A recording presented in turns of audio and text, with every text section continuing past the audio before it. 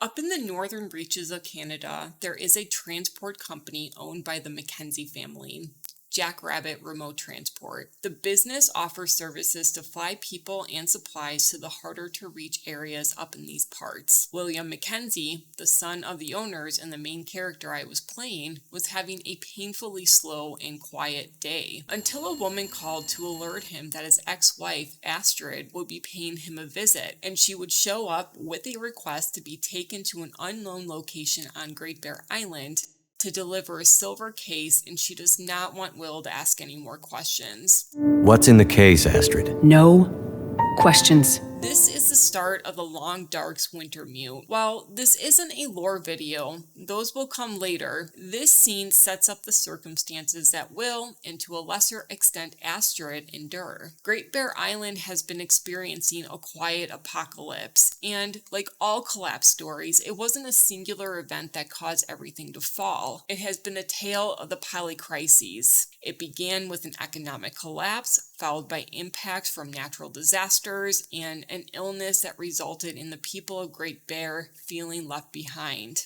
Follow that up with some escaped convicts and their depravity, and well, the wildlife and the weather become the least of your concerns. With that as the main storyline, you are also encouraged to complete side objectives that consist of uncovering some of the tall tales circulating the regions on Great Bear. From Bigfoot to a ghostly stag, these are some of the cryptids that you will be in search of as you play Wintermute. So as I said, the story begins at Jackrabbit Hangar, and Astrid pays Will a visit. He begrudgingly agrees to take Astrid to this unknown location to deliver this mysterious package. You bring along her mysterious package, her backpack, and then you are left with the choice of either first aid, emergency food supplies, or a flare gun. I brought the food along because food. Duh. However, as soon as Will and Astrid departed, some kind of Carrington event happened that resulted in Will crashing the plane, and you wake up in this ravine. Your plane is above you, and Astrid is nowhere in sight. This is the harrowing survival story of William Mackenzie.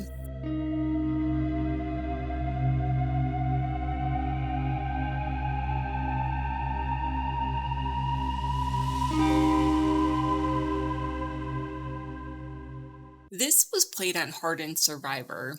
This meant my clothes and food deteriorated quickly, the wolves could smell me at greater distances, and resources were scarcer. Knowing I wasn't going to get any better, I didn't waste any time and tried to get to the plane as quickly as possible.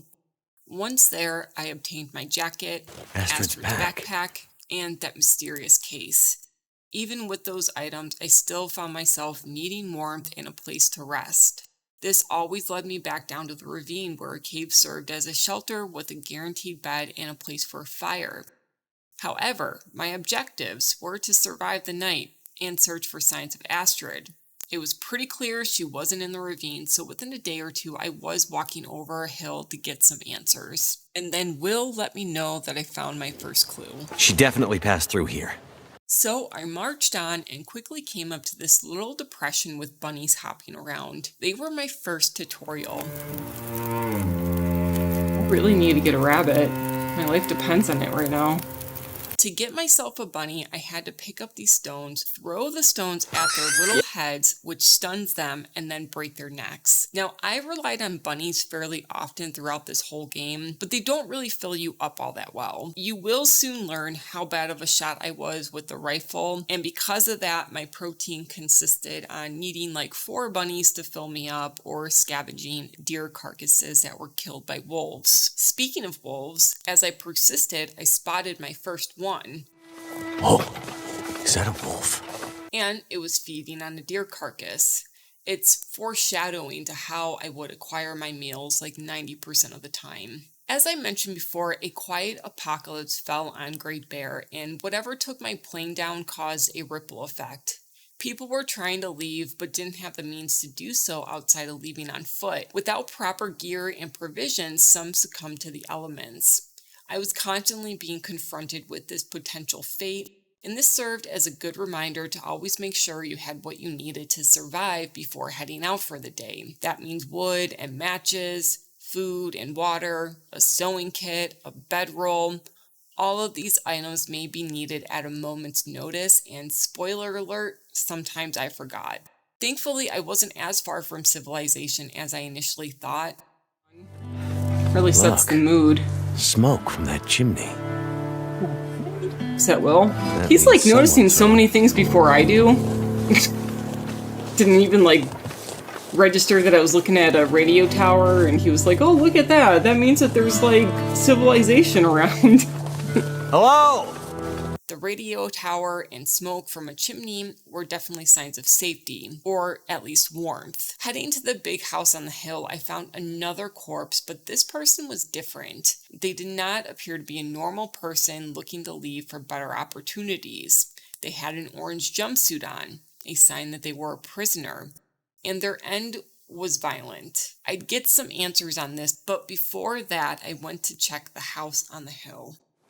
There's blood here. Some shit went down there. I talk to her, or should I wait till I warm up? Search the house for a little bit.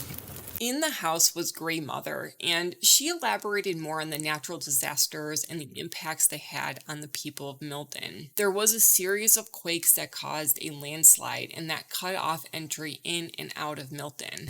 That means people were trapped unless they got creative.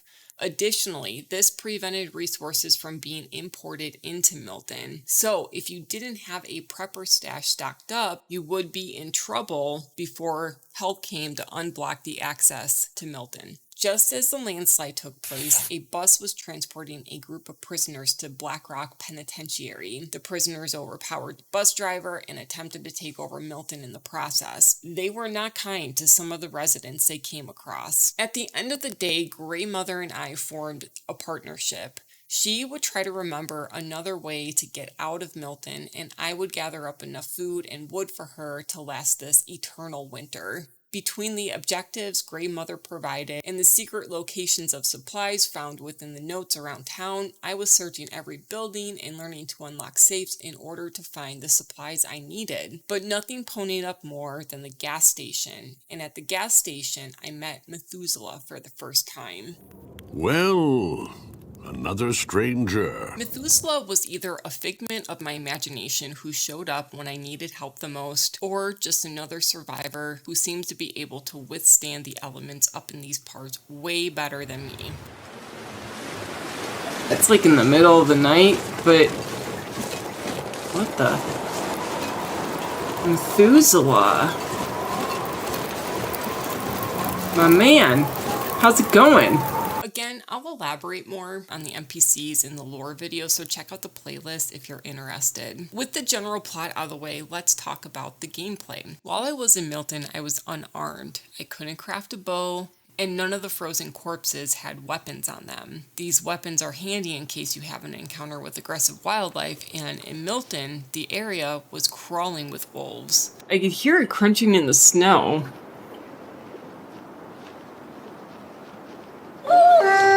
Oh my lord. So many close calls. Alright, well I got nothing to take you down. Oh my god.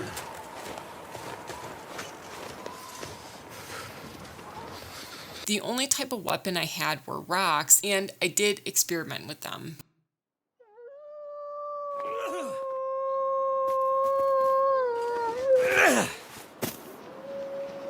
Seeing if throwing the rocks will do anything.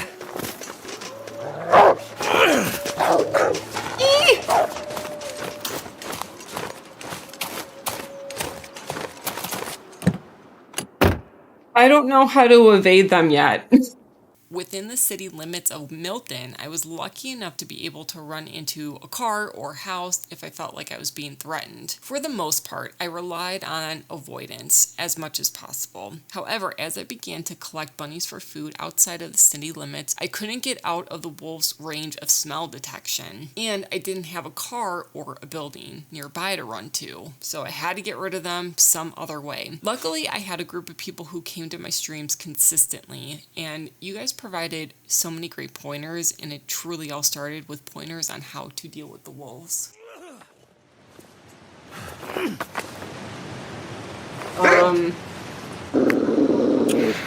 Okay, so you said drop to my feet? Oh, fuck. Oh, yeah. Oh! Hey! You were so right, and I am so glad I did not fall down this cliff, but I also think I have myself in quite a predicament where I'm gonna fall anyway. Okay, that wasn't that bad. Alright, noob. Thank you. With this newly gained confidence, I felt like I could navigate the landscape better and not be ruled by fear. However, sometimes I got closer than I should have. Oh god! But lesson learned. The next thing I had to calibrate myself to was the weather. At first, I was walking through blizzards as if there were no consequences. I was wrong. Your clothes get wet, you really can't see well in those conditions, and then your health just gets murdered. After taking some time to get acquainted with the ratings for the clothes and then having some restraints to know when to stay inside if there was a blizzard, I was much better equipped to take on each day. And then one day, Grey Mother remembered her daughter, who was a climber and died from a climbing accident. She had rope in her chest, and she told me to take it. Grey Mother gave me instructions on how to leave Milton, and I needed to head to Perseverance Mills. This was presumably where Astrid went. Now, resource management is king in this game, and I really struggled with parting ways with supplies, especially food. Like, I would rather sit by a fire and eat my weight so I could continue on instead of dropping some gear. So when I approached this climbing area to get out of Milton and found I was too encumbered to climb, my brain broke. Oh, this is gonna be a pretty view. Let's check it out.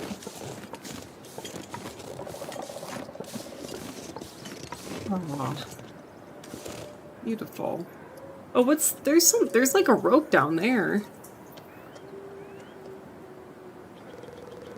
Huh, so that's behind the farmhouse. And I have to climb down here somehow. Climbing.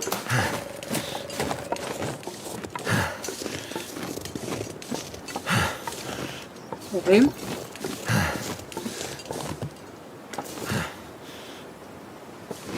Let's see, do I something with this?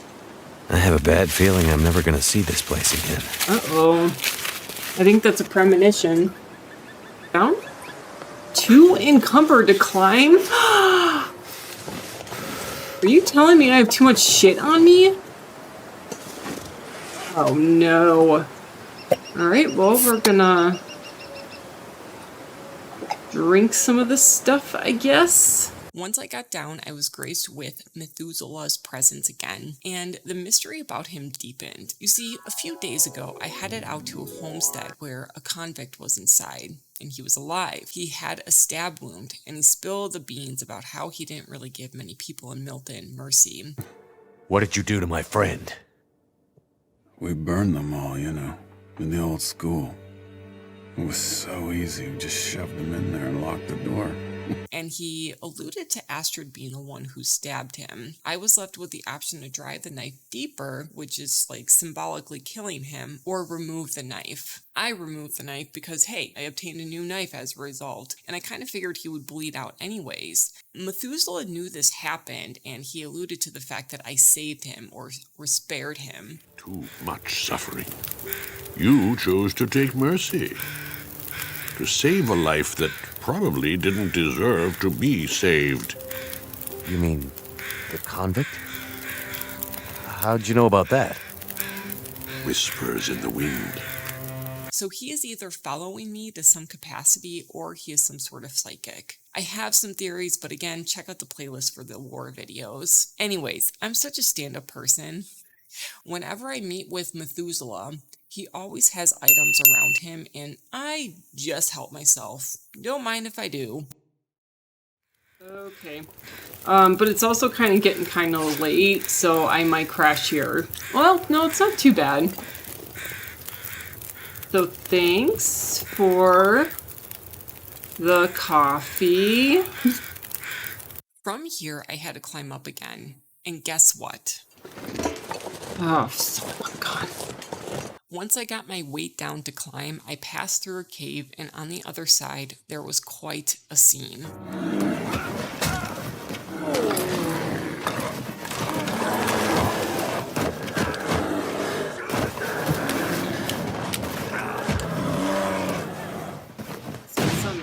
So this is how I met Jeremiah. He is a trapper and has knowledge of the rich history of Mystery Lake, which is where episode 2 begins. He tells Will of the bear's lore, and in brief, there was a family that goes by the name Spence, and they had a homestead in the forlorn muskeg. One day, the old bear shows up, and shots do not impact it as the Spence family tries to defend their homestead. Later, Spence begins to really fear for his family and his family's life as one of his helping hands disappears, and then they find him, completely mutilated. Spence assembled a hunting party to take down this demon bear, and again, the shots do not impact the bear when they find him.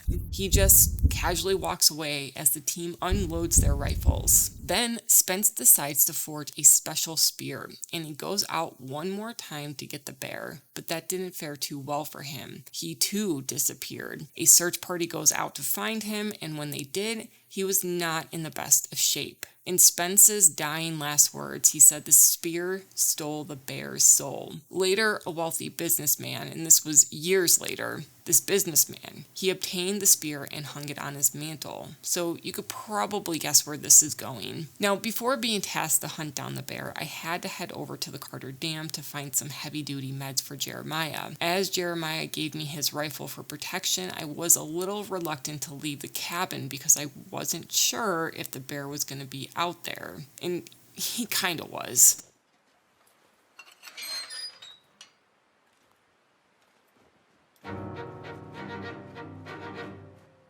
Oh shit. Damn, he's big. Holy shit. That is a large bear.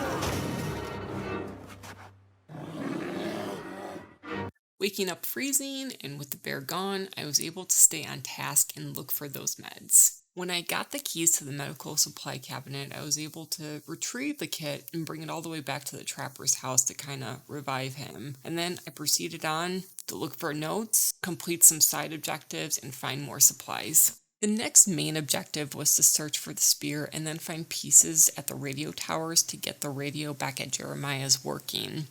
In order to get the spear, I had to pass through the forlorn muskeg. But before that, I wanted to stock up some meat. So here you guys go.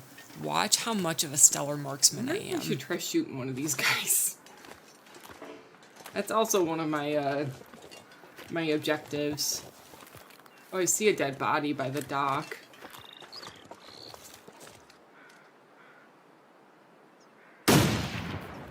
Shoot. I don't think I'm really great with this gun. Is he bleeding? Oh, he's gonna go for a long time. Alright, should I waste a bullet on him? Oh, yeah, there's the trail of blood. So he might die. He might bleed out.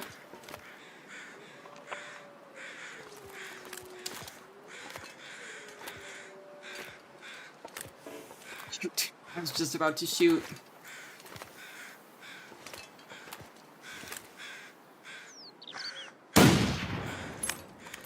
Shit. Looks like someone's in trouble.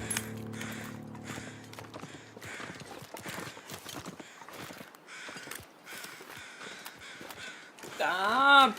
Stop running! I gotta practice. Like, did I even get him? I don't see a trail of blood this time. Wait. Yeah, no, I don't think I got him. Oh my god, hurry up, Will!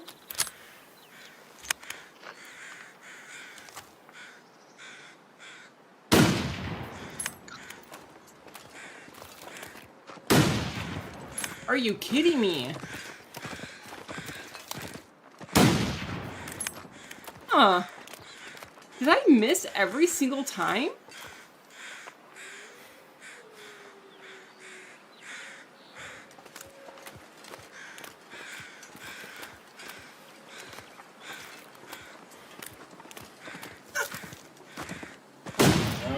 Oh, thank God.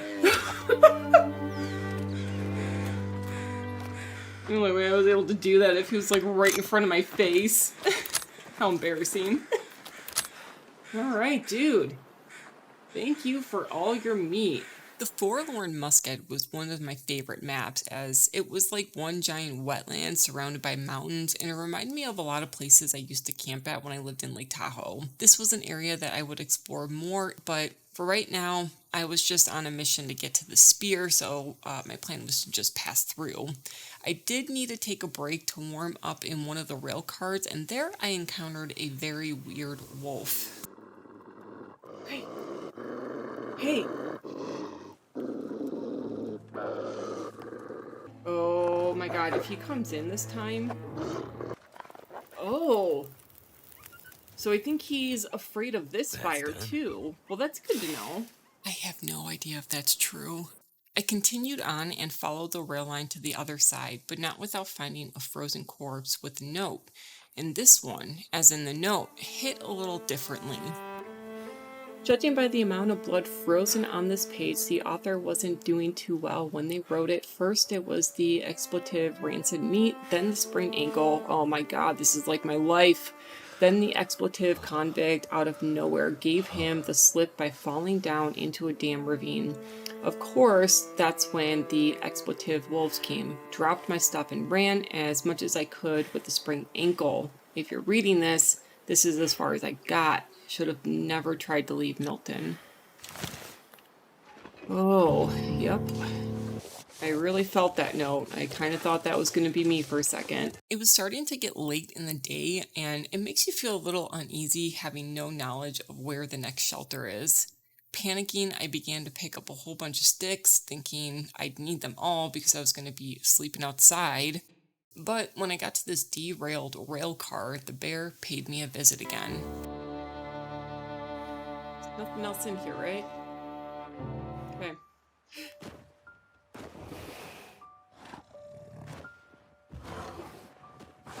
Oh, shit.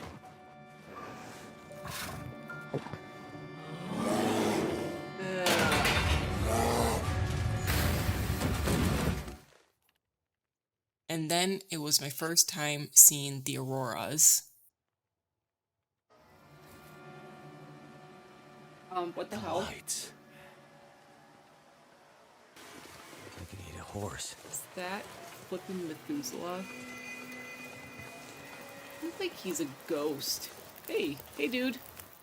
It was also my first time learning about the aurora wolves. Hey, if you're enjoying this video, I just want you to know that this is a compilation of my The Long Dark streams. The way I do things over here is I stream roughly every Sunday and Wednesday and then take the time to get to really know the game. Then I put out guides, tutorials, lore videos, and this fun little video compilation tells the story of my overall playthrough. I would not be able to get as good at these games without your participation, and The Long Dark game during these streams definitely delivered. So thanks, gang. If you want to hang out during a stream, clear your schedules for Wednesdays and Sundays and like and subscribe and all that jazz. Let's get back to it. The next morning, I made my way towards the cabin with the spear, but not without searching through this abandoned maintenance yard and finding the forge.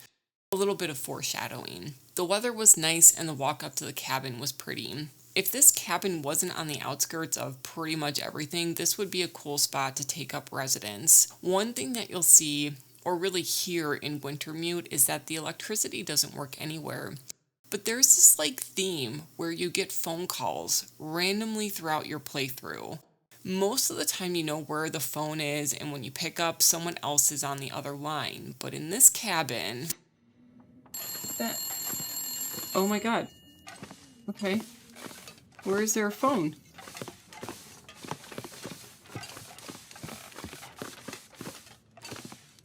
It was just one ring? It really was just one ring. And I searched through the cabin. Nowhere did I see a phone on a receiver. It was just some phantom call. I swear this game has some paranormal undertones to it. Anyway, I found the spear over the mantle and I was given my next task. I had to forge it to repair it. That's a good place to put it. Damn. Looks like one little detail got missed in the trapper's legend of the old bear. The spear didn't survive the fight. Oh, really? Must be something I can use to fix it in that old machine shed. Okay. That's where I was staying. Oh, sweet. I'm gonna take some coffee. I actually might make some coffee right now. After forging the spear, I backtracked towards Jeremiah's house, and then a blizzard started to pass through. With no shelter anywhere in this part of the map, I had to keep pressing on, and I prayed that my condition wouldn't deteriorate from the hypothermia risk. Just as I was reaching the tunnel, something weird happened. Why? Why do I hear... I hear a wolf, and I don't think... What the fuck?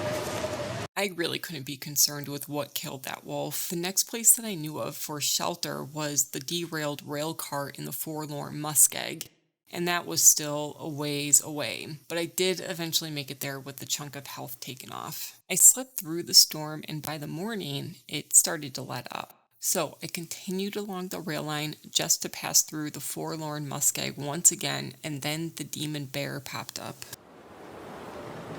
I feel sorry for him.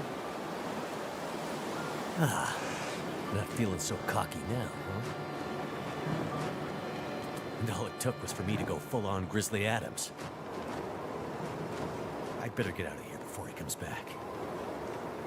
So after telling Jeremiah of my tale and obtaining the spear, I was set out to the forlorn muskeg. This time I was to step off the rail line and get the parts from the radio towers to assist Jeremiah in getting his radio to work. And thank God I had the forged spear handy, because this time my bear encounters weren't cutscenes.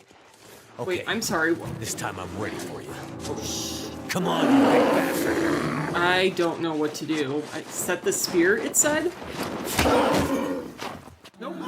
So basically, once he starts to maul you, there is nothing that you could do. You just have to sit there and watch him maul you for about 90 seconds, it feels like.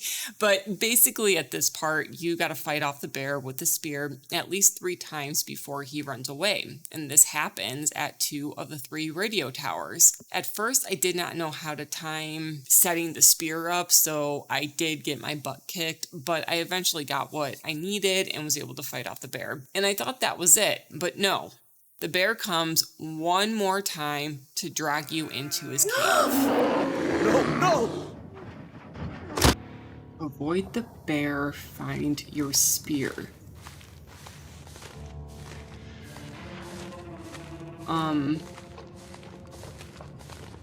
What the Dude.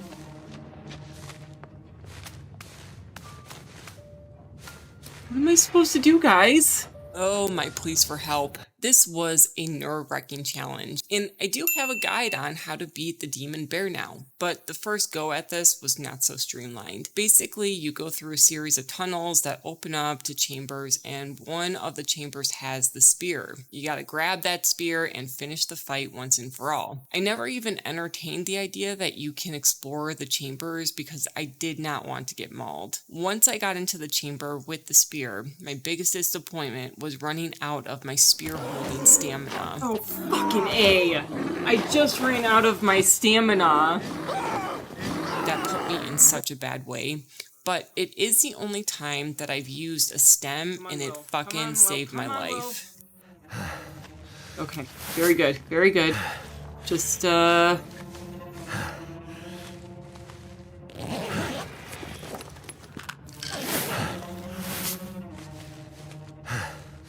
There's that backpack that I was so curious about. Okay. How... Let's see. What's going on with Will? Infection. Oh, shoot. Okay, I gotta use a bandage. Use that, please, so I don't continuously lose my condition. I almost wonder if I should use this thing. I feel like they put it there specifically for that. We're gonna do it.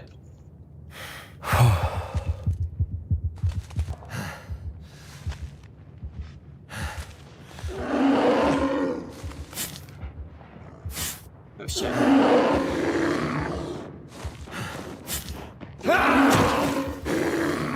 I really thought I was gonna lose my spear stamina again. That was so scary. Oh my god, please kill him. Please kill him. Don't tell me I have to, like, spear him, like, 5 times. I'm not gonna be able to survive this. Oh, I think that's different. This is like a cutscene, but I'm just, like, slamming on the mouse anyway.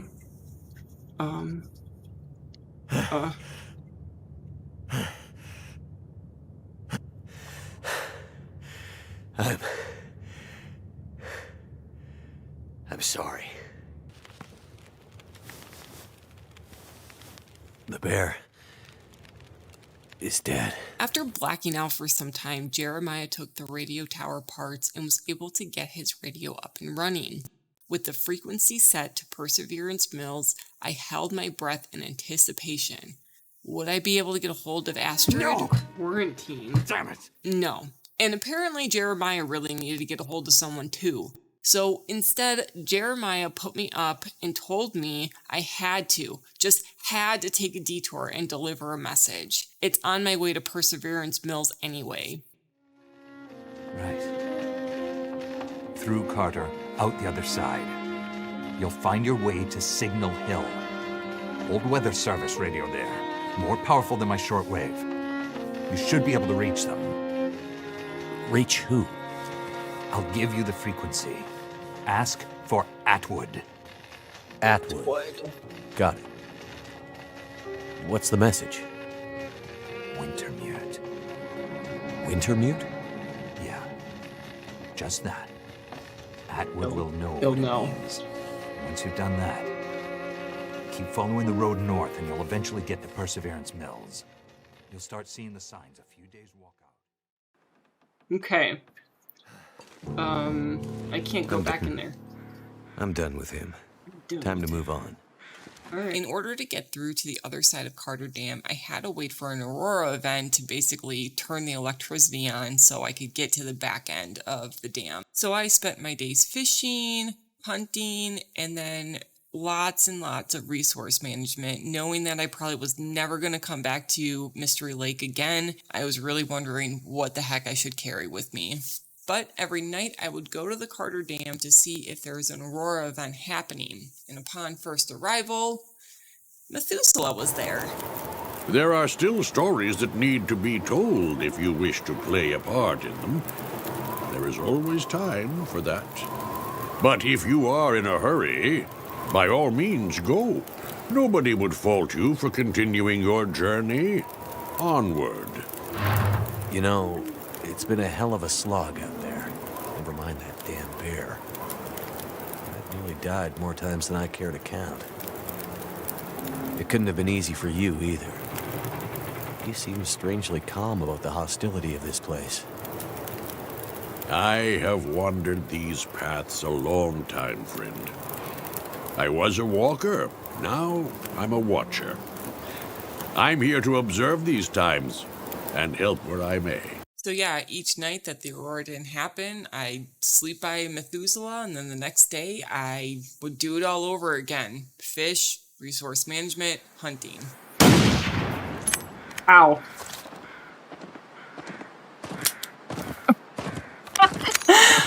Oh, come on.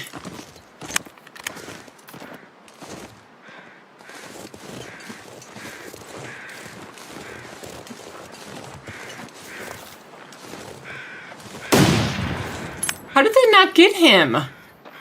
I guess I need to...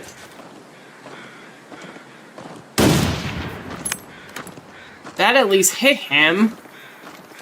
See the blood now. Alright, where's he running to, though?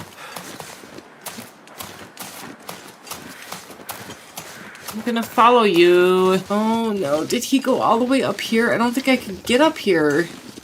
I think eventually it gets too steep. Yeah. Ugh. Yeah, go after him. Yeah. Thanks, bud.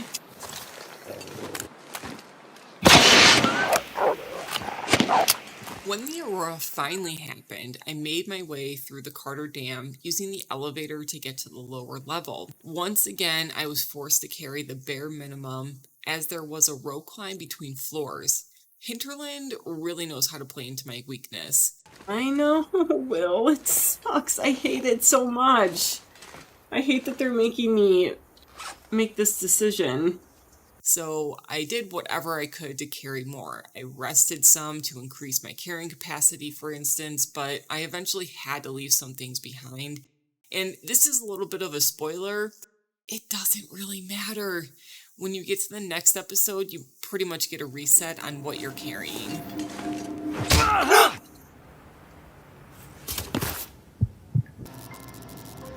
Yeah, should I show you what happened to the last person who lied to me? She didn't look so pretty after I was done. Why is Will looking in that direction? She? Well, so now he's ready to talk. Well, don't worry, Pilot. We'll be with her soon. Cute. Ow.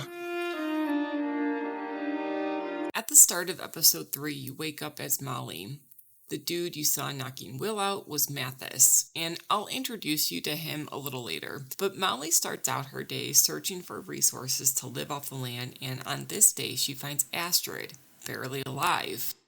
Molly takes Astrid back to her house, and when Astrid wakes, she talks to her about the people of Pleasant Valley and what they experienced during that Carrington event that took Will and Astrid's plane down. Eventually, Molly learns Astrid is a doctor and is trying to get to Perseverance Mills to heal some sick people. But the conversation got heated when Astrid asked if she had a husband living with her in this big old homestead she has, and Astrid acknowledged the fact that it seems like she is locked inside the house. Molly goes stomping off, and at the beginning of episode 3, you take over as Astrid, searching Molly's house for clues on what kind of secrets she's hiding from us. Okay. Looks like I'm not the only one with secrets.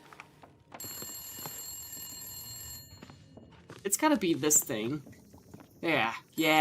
And then you gotta find where that darn collar-picking phone is. Holy cow. Hello?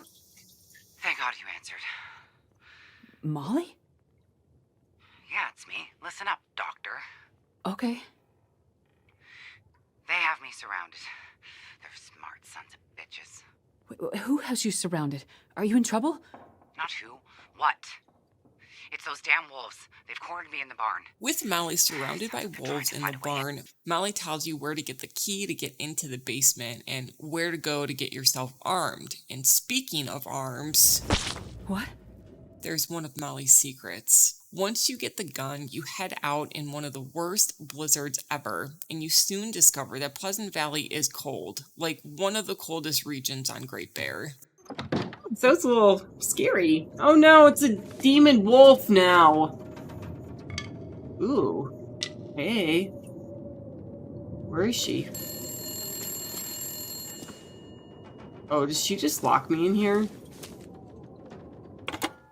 That was a trick. Hello? On the phone, Astrid acknowledges the body in the basement, and I just love Molly's response. It's none of your business. I told you to stay out of my shit. After this exchange, you only get calls from Molly periodically, and you cannot get back into her house. So Astrid is on her own now. Once Astrid gets off the phone, she finds a flyer for a community event taking place at the community center. She assumes Will might have made his way there, so she heads out in that direction, wherever that is. But not without me failing Astrid on an epic level. Just gotta get warm.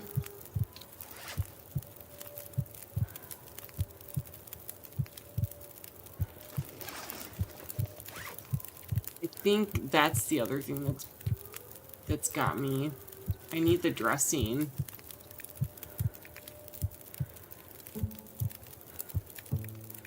I don't know if I'm gonna be able to get better.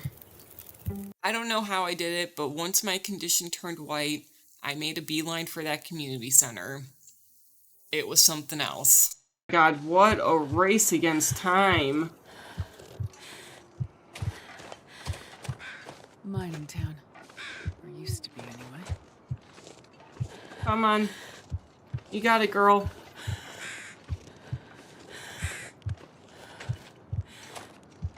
got to be the community hall. Ooh.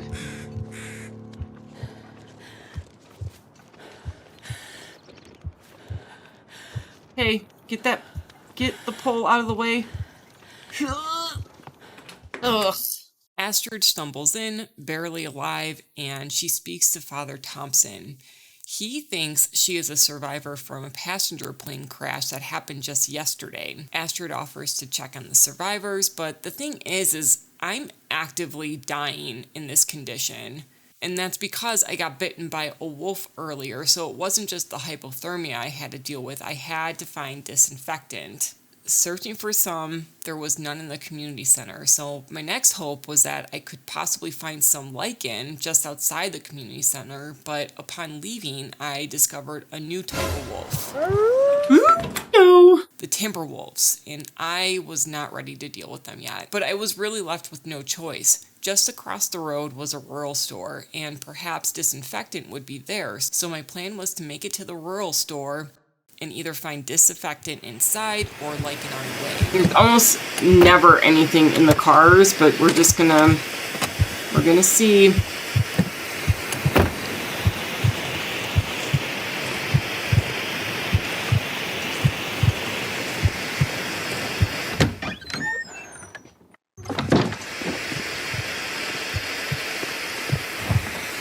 This is all just...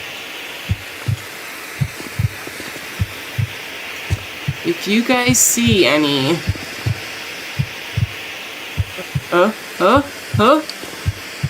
Dude? Yes!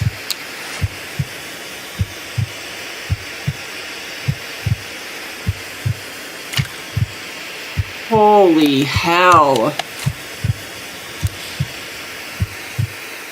Please tell me that worked. Alright, now I feel like I can sleep. Should be able to sleep and just throw that.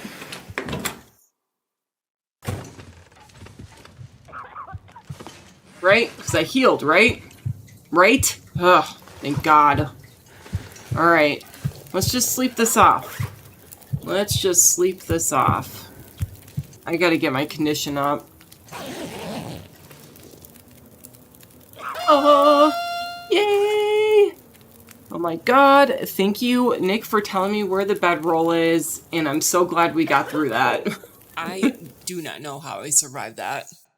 Pleasant Valley has a rich history in those tall tales I spoke about at the beginning of this video. There's rumors of Bigfoot, a ghostly stag. Bye, dude. And then there is the Pleasant Valley equivalent of General Sherman. I might be dating myself here, but I fished for this guy just as I was faced with the objective to provide wood and food for the people at the community center. Like, you thought getting enough for Grey Mother was hard. And when you're preparing to fish to clear the hole, the axe is the way to go. Oh yeah, the axe is the way to go.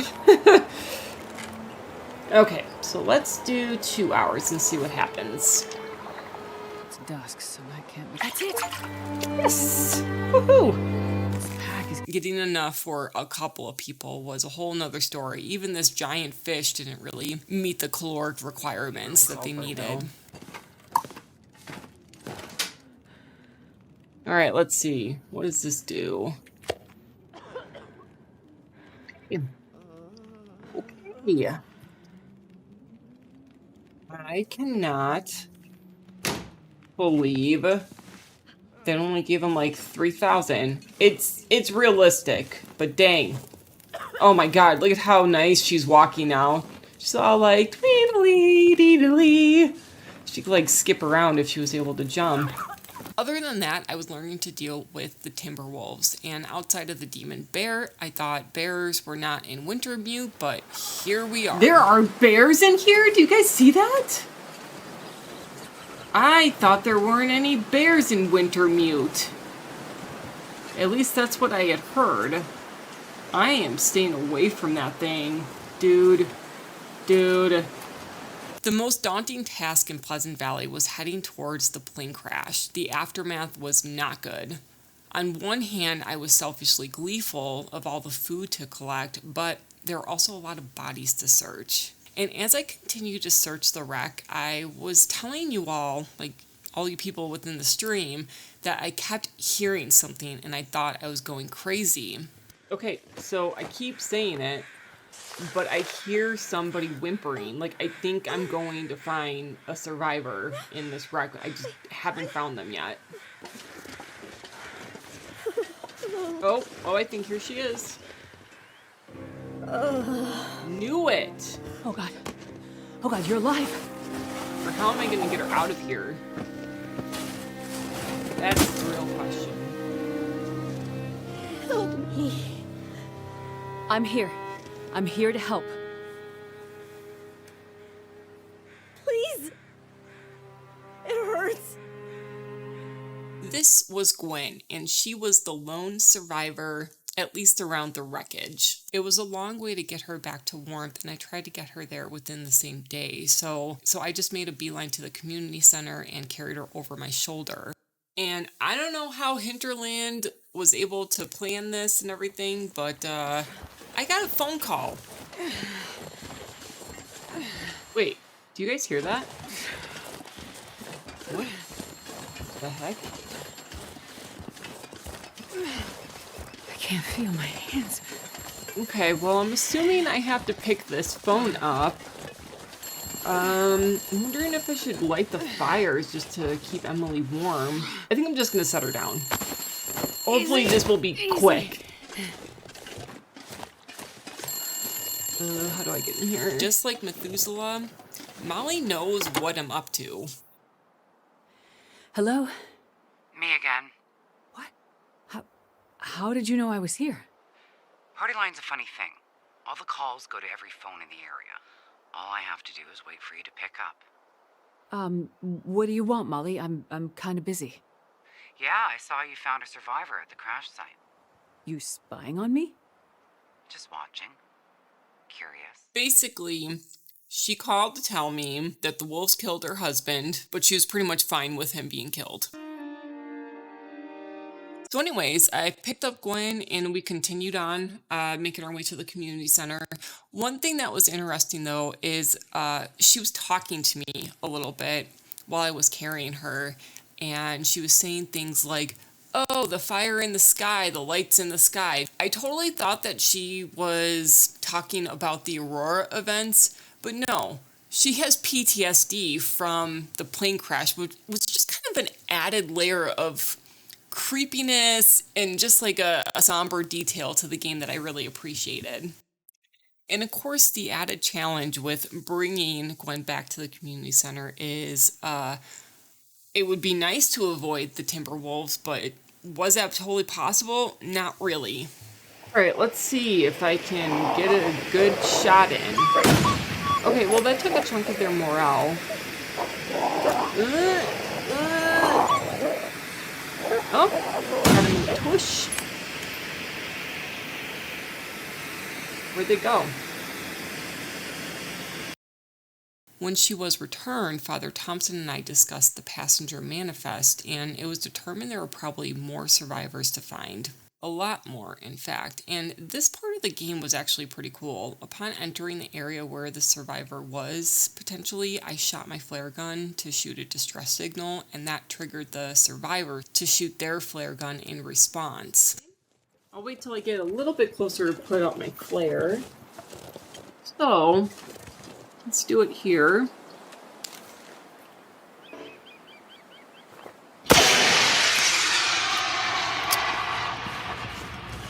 Alright, signal. I see it! And they're basically straight ahead. You okay? Ava, let's diagnose you. Easy. Just gonna see if I can help. That's pretty easy to treat. Get some rest now. You need it. Oh, do I? Oh, I didn't have enough water, but we can go ahead and try to make some. I gotta get kind of warm anyway. Now, there were 3 survivors that I had to rescue, and the first 2 were fairly easy.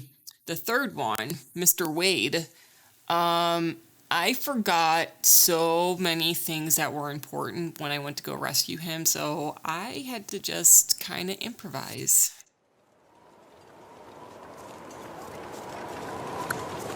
Maybe we will just camp in his little camp spot tonight. And then leave tomorrow morning, I guess. Did I bring enough food? Where's all my food? Shit.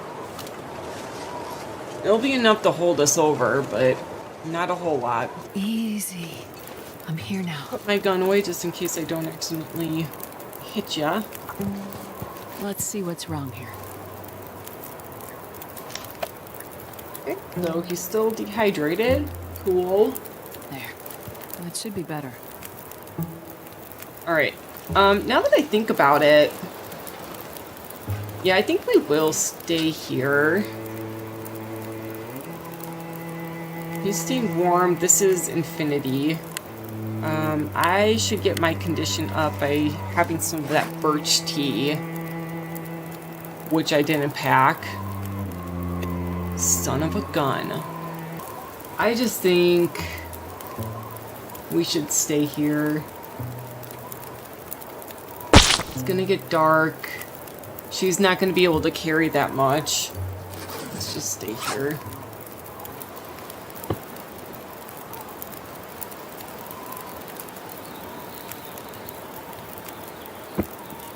What water do I have? Motherfucker. I think I got Jack, dude. I don't have a can. That. Shoot, I'm such a doofus. I can't believe I did that. Okay, we're gonna try to get out of here. Before you say anything, I've learned my lesson. I now know that if you eat canned food, well, you get a recycled can in return, and you could use that to boil water. But at the time this was happening, I either forgot or I didn't know about that. I know somebody in the chat acknowledged this, but I just can't remember when.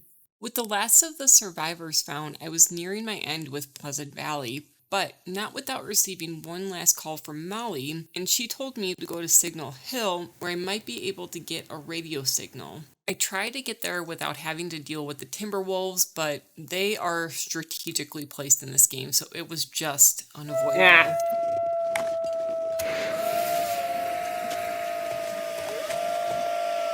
Okay. Get my back surrounded here a little bit. Oh my god, I really feel like they're on me. Okay. Hey! Get out of here. We're just gonna throw that right there so you don't come in. Astrid goes into the radio tower and wakes up from a surge of electricity turned on due to the aurora. She tries to connect with the people on the radio, but she can only hear them. They can't hear her. She recognizes Will's voice, and Astrid discovers Will is trying to reach Perseverance Mills. So now that she knows that Will is over in Perseverance Mills, and he likely has her case, she knows she will for sure be leaving Pleasant Valley. Connecting to the lights in the sky. What is it, Molly? We have a lot in common, you and I. How's that? We both left our men behind. We both like to be alone. We're both hiding from our pasts. I don't know what you mean. Yes, you do. I didn't kill him, you know. I wanted to. So many times. I just never had the courage. And as bad as it got at times, at least I wouldn't be alone. Being alone would be worse. That's what I told myself. I don't judge you, Molly. I didn't kill him, but I may as well have. Force of nature. Molly, why are you telling me this? Because it's important for someone to know. For someone to know what? That I don't regret it. Not for a second. The convict, outside with the arrows in his back. That your handiwork too? Yeah. They're all gonna pay now, Astrid. Who are? All of them. We've been in the background, in the shadows, invisible, overlooked for too long. Not anymore. I'm not sure revenge is the answer, Molly. Maybe not, but it'll do for now. Feels good to be on this side of the hunt. So I'm making up for lost time. Take care of yourself, Doctor. You too, Molly. Tell me one last thing. Your pilot. The one you left behind. You one of the good ones? Yes, he is.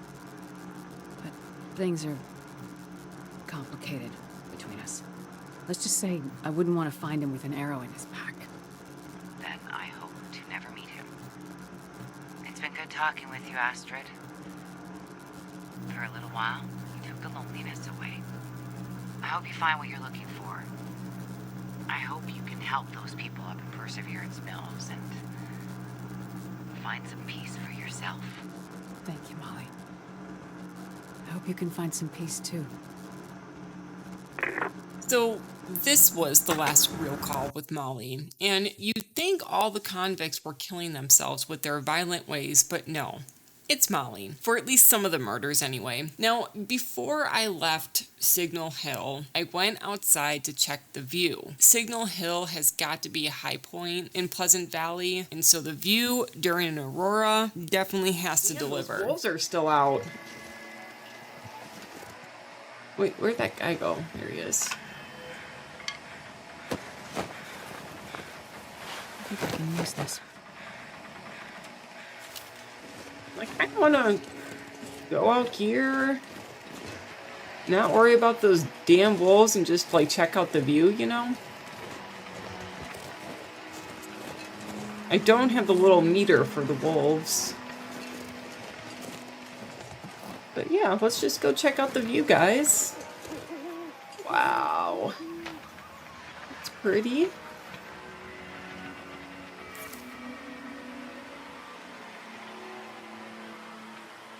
This almost looks like one of the rocks that you used to climb down. Ah, yeah, you can climb down. I don't have rope with me, though. It's cool. Alright. Pretty views. I think we'll go back inside and eat a little bit. And wait for the sun to come up. Knowing I'd be leaving Pleasant Valley, I made my way down the hill with the timber wolves trailing behind. But I stopped at the community center to once again determine what I can and cannot part ways with.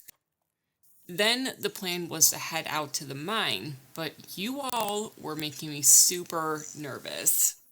Okay. The Long Dark, why did you say this will be fun?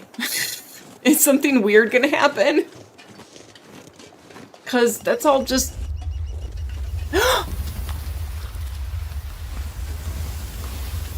Ooh. Ooh, a little bit of a quake there. Well, first of all, you guys are making me nervous since you keep on saying that it's going to be fun. I'm just wondering, do I need to have... Okay, so I'm okay with my torches, but I'm kind of wondering if I should just make another one. Will I be able to make another torch? I need sticks. So I'm going to collect some sticks. As I made my way to the mine, and yes, of course, the timber wolves were in tow, the object of the game once I got in the mine was to replace these burnt fuses that power the elevator shaft, or the mining shaft. Admittedly, I wasn't paying real close attention to the ways I was going in the mine, so I was kind of going through corridors I've been to before and getting a little lost, and overall just in the mine way longer than I should have. But eventually I got through it, and Astrid was on her way to Perseverance Mills. The Crossroads Elegy. What's the achievement I just got? What the heck? Will, on the other hand, was still in the possession of the convicts. Something's hunting us out here, and it ain't just wolves. Mathis and his gang drag Will all the way to Black Rock Penitentiary. And upon waking, Will finds himself locked in a cell, and next to him is Franklin, the warden. He informs Will that Mathis is trying to break Donner, his son, out of solitary confinement. Getting him out of solitary confinement is a recipe for disaster, and he and Will would suffer a fate no one would wish upon their worst enemies. At the moment, something is keeping Donner in solitary that is beyond what the warden is capable of unlocking, and you'll soon figure out who is behind that operation. Black Rock is a hard map, and the warden explains the prison is where it is for a reason. Built 100 years ago and updated a few times. It's basically a fortress. Out here? You noticed the walls on your way in? No. Okay, well, they aren't that high or that impressive, really. You know why? No idea. Because whatever dumb son of a bitch tries to escape from this place has to get through about 50 clicks of brutal terrain full of dangerous wildlife before they can even think about finding a road that leads out of here. Well, but we got here. Yeah.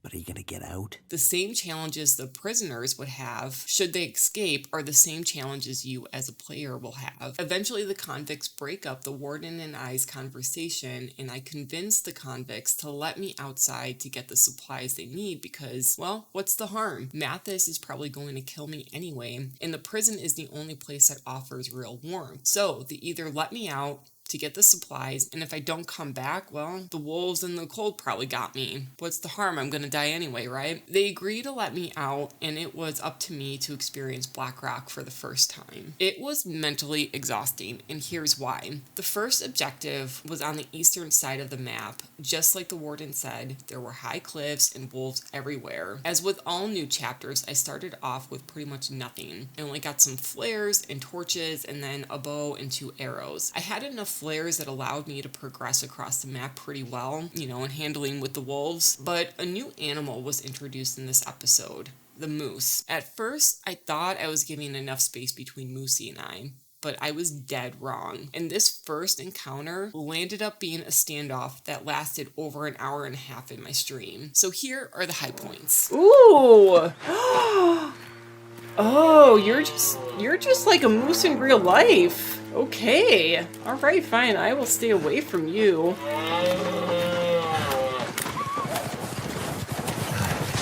I think it's running after me.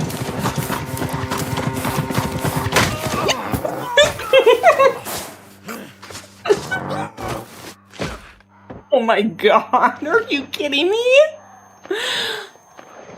I stayed away from you, you jerk face.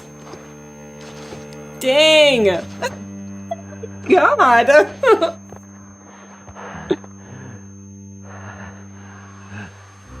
Okay. Alright, well, let's try to get to our cabin. Jeez.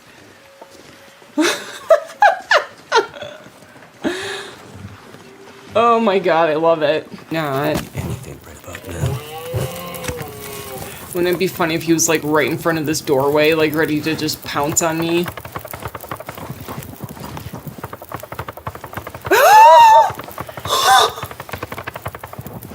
That scared me. Shoot him? I think I have my bow.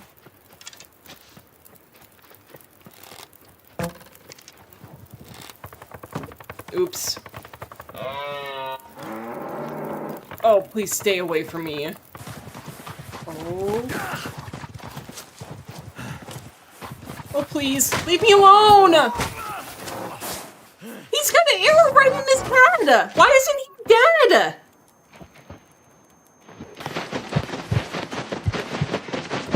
Feels like something is sapping my energy. Oh, there it is. There it is. Maybe it's better that I just, like, try to get the hell out of here.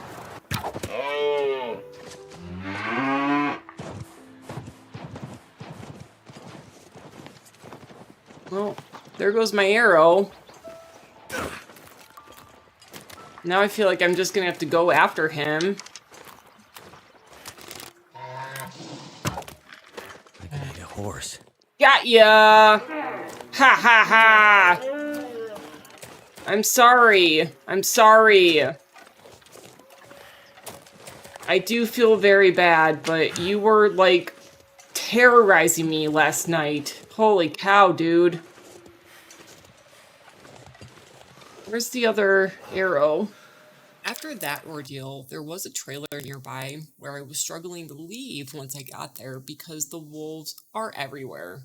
This trailer is kind of in the center of the map, and I stayed there a lot in Black Rock, but it was surrounded by both normal and timber wolves. I had to make my way all the way back to Black Rock to give the convicts their supplies, and I was so exhausted from dealing with the wolves that billy goating down a cliff edge seemed like a better escape plan than having to deal with the wolves. Like, seriously, people don't think straight when they're desperate. Once Black Rock was in sight, and when you enter the front entrance area, you receive a message that says, "Hide your stuff, or else the convicts will take your stuff." The chat told me to put everything, and I mean everything away, and I truly thought I did, but apparently I forgot to hide away my sleeping pad, because when I was set out for the next objective, I felt like I lost a kid. But on the flip side, this is where I learned that you could sleep in cars. Let's just wait for the day to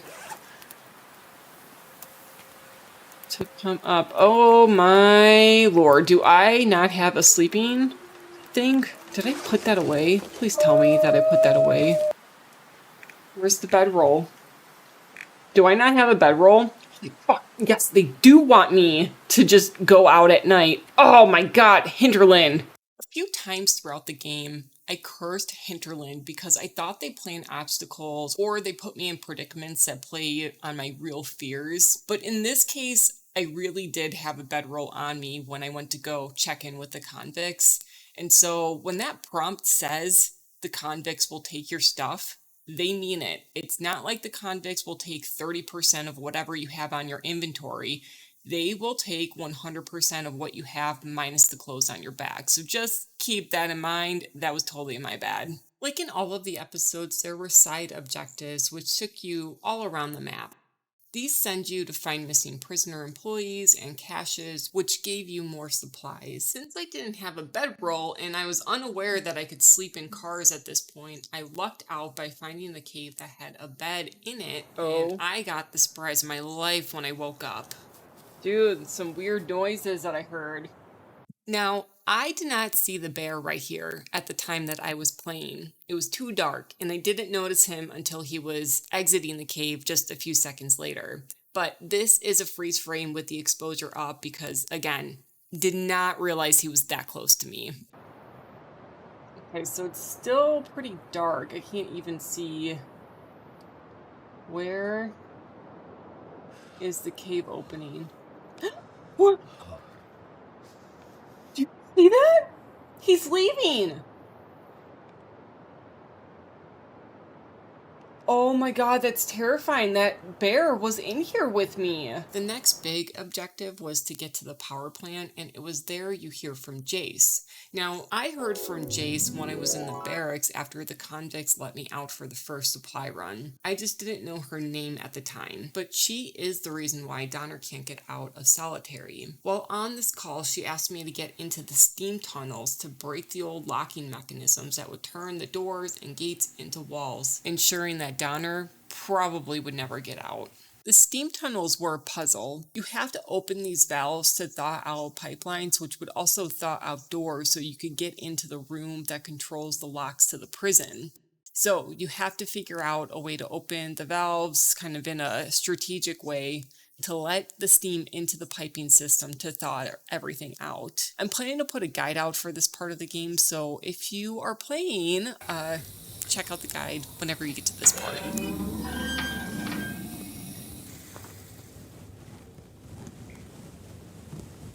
So that's turning red.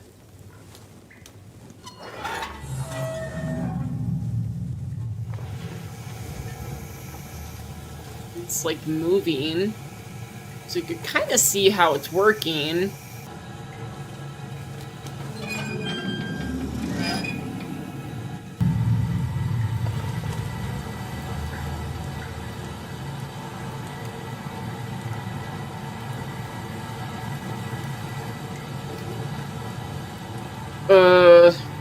I need that to be, like, greener, right?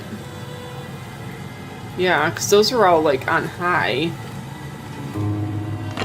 I don't know.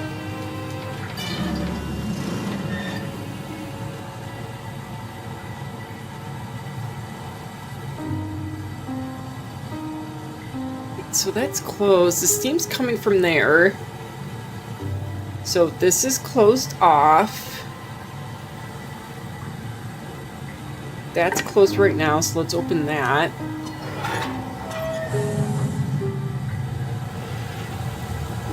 Aha!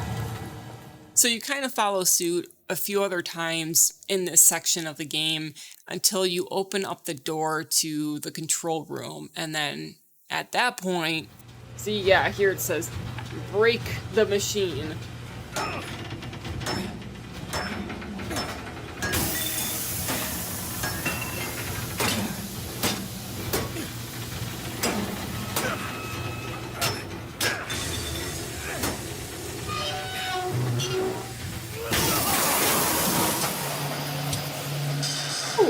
back at the prison, Mathis knows someone is fucking around with them, and while busting up the machines keeps Donner in solitary for another day, Mathis speaks about a key. It's called dynamite. So the next main objective was to go to the mine located to the northeast. That meant I had to travel through the area where all the wolves are, and I would be stopping by that trailer. Not necessarily because I wanted to, but because the wolves were on me and I needed a breather. What's nice though is I left a lot of meat there, so at least I had a meal and it didn't go to waste. However, the wolves, man, I swear they were trying to get in. Ooh. They're trying to get in! Just as I arrived at the mine, a blizzard rolled through. I had wolves on my tail, and then I remembered I had been in this neck of the woods a while back, and I knew that I should expect a bear. Oh, I hope it... Oh, I feel like a blizzard is coming through. Alright, well, I think I'm pretty darn close to where I need to be. Oh, you know what? I remember this location, and I think a blizzard happened when I went here the first time, and there's like a bear that's right over here. Oh, shoot, he's gonna pop up.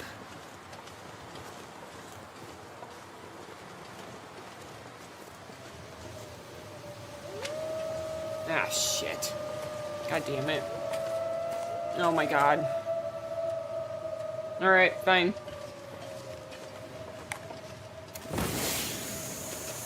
Alright, I think the mine's like just ahead, kind of. Dude, look at how large that meter is. Okay, let's go this way.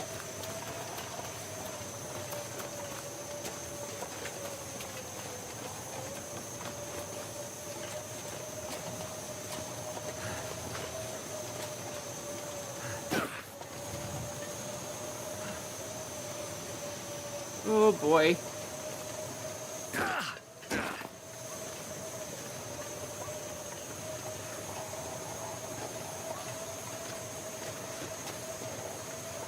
Am I going the right way still? Kind of. Hurry up, Will.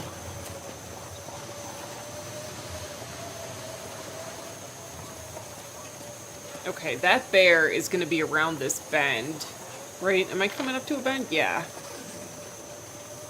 Or maybe he won't spawn since it's like a blizzard, but I'm not really too sure. There he is, there he is, there he is! I'm going this way. Oh god. Hurry, Will. There's like a bridge over here somewhere from what I remember. Okay. Alright, we're good.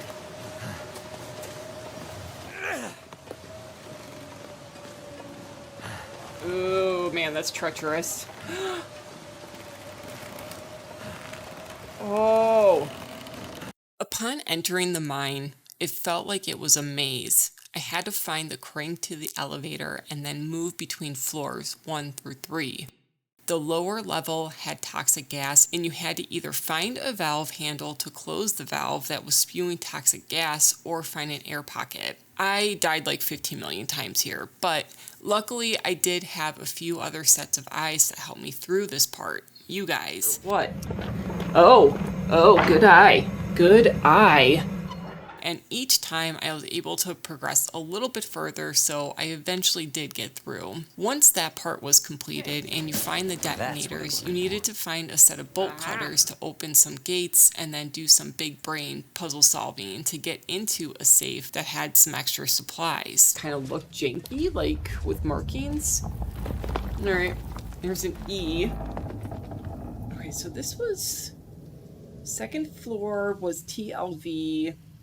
First floor, there's E.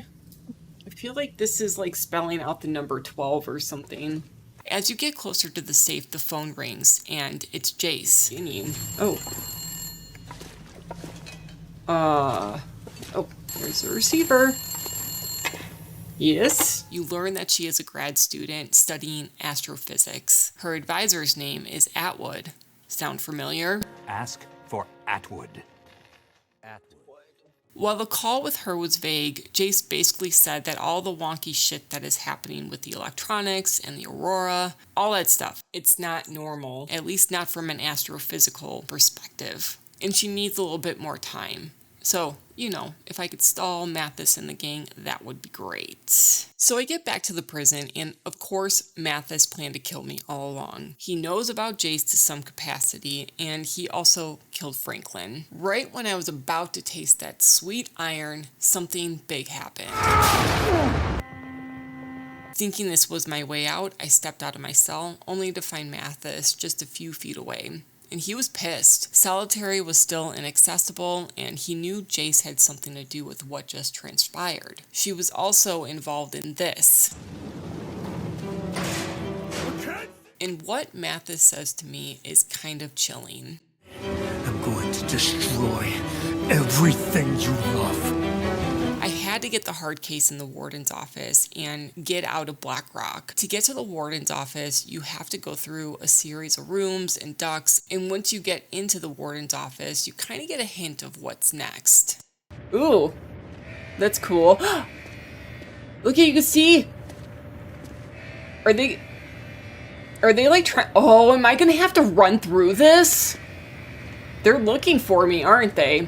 Now, Jace calls you just as you're picking up the hard case, and basically you guys meet, we agree to a meetup spot, the power plant. It's not that far considering that it connects to Black Rock, so I won't have to brave the wilderness or the dangerous wildlife, thank God. I just gotta get down to the door that connects to the tunnels. So I take the route Jace mentioned on the phone, and I get out of the yard. Once you get to the northern wall that touches the forest, there is an aurora wolf. And once again, you have no supplies on you, so you've got to plan your way out accordingly. Now, the wolf is afraid of the spotlights, so the best approach, or at least the approach that I took to get out of here, was to backtrack into the yard with the spotlights when the wolf is coming after you. You kind of wait for him to get scared, and while he's running off, you try to make that beeline to the door that connects to the power plant.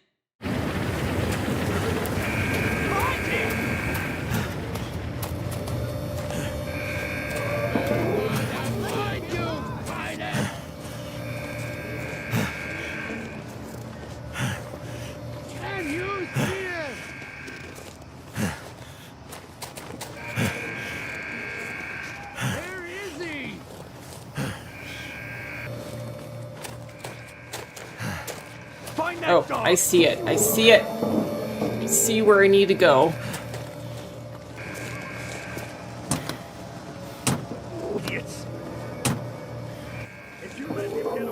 Oh, shit! Oh, man, they missed me. Good thing. Upon reaching the power plant, you finally get to meet Jace. She was able to hack into the security cameras, and that's how she was able to check in on Will periodically. They both agreed that they got to find Atwood. Just as they begin to form a plan, it's too late. Mathis and the gang find them. With little time to think and not wanting to take an axe to the head, Will pushes himself and Jace in the waterway.